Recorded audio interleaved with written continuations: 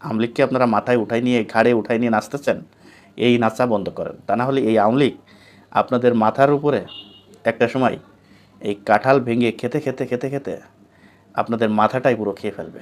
চাঁদা না পেয়ে বিএনপি নেতাকে বেধড়ক পিটালো আওয়ামী লীগ নেতা। দর্শক,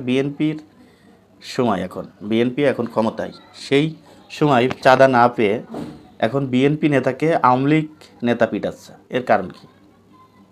এর কারণটা কি? বিএনপির গায়ে হাত দেওয়া তো দূরের কথা, আওয়ামী লীগ তো বাড়ি থাকতে পারছে না, তাহলে আওয়ামী লীগ নেতা বিএনপি নেতাকে পিটালো, এর সত্যতা কতটুকু? দর্শক, হ্যাঁ, এটি একটি সত্য ঘটনা। সেটি হলো সাদুল্যপুর, গাইবান্ধার সাদুল্যপুর ইউনিয়নের এই ঘটনাটি, যে বিএনপি নেতার কাছে চাঁদা দাবি করেছে আওয়ামী লীগের প্রভাবশালী একজন নেতা।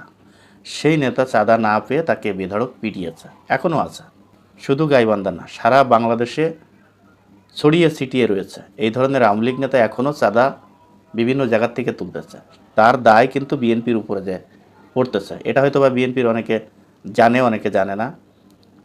কিন্তু নিউজে মিডিয়াতে যেগুলো উঠে আসছে সেটি হলো যে আওয়ামী লীগের এই চাঁদাবাজির সম্পূর্ণ দায় বিএনপির উপরে আসতেছে।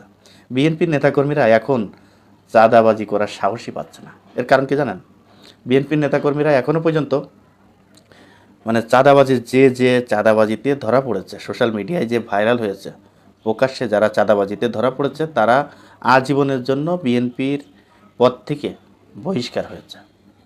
এই কারণে বিএনপি এখন কোনো নেতাকর্মী চাঁদাবাজি করতে আর সাহস পাচ্ছে না। তাই কোনো রকম কোনো মতে দলে 17 বছর ধরে নির্যাতনের শিকার হয়েছে, বিএনপি ছাড়তেও পারছে না, বিএনপি সাথে থেকে তেমন লাভবানও হচ্ছে না। তারপরেও বিএনপি ছাড়া তো তাদের আর কোনো উপায় নাই, তাই বিএনপি করতেছে।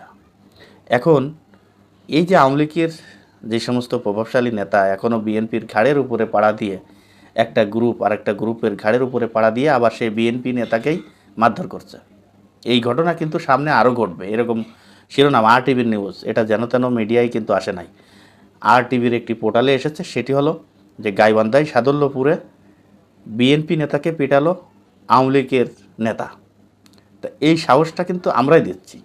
অতএব এই আওয়ামী লীগ বিষাদর সাপের মতো, কিন্তু মনে রাখতে হবে, আওয়ামী লীগকে আপনারা মাথায় উঠাই নিয়ে ঘাড়ে উঠাই নিয়ে নাচতেছেন, এই নাচা বন্ধ করেন। তা না হলে এই আওয়ামী লীগ আপনাদের মাথার উপরে একটা সময় এই কাঁঠাল ভেঙে খেতে খেতে খেতে খেতে আপনাদের মাথাটাই পুরো খেয়ে ফেলবে। দর্শক, আজ এই পর্যন্তই। যদি ভিডিওটি ভালো লেগে থাকে আপনাদের কাছে অনুরোধ থাকবে ভিডিওটি বেশি বেশি করে শেয়ার করবেন, লাইক করবেন এবং আপনাদের মতামত আপনারা কমেন্ট বক্সে জানিয়ে যাবেন। দর্শক, ভালো থাকবেন, সুস্থ থাকবেন।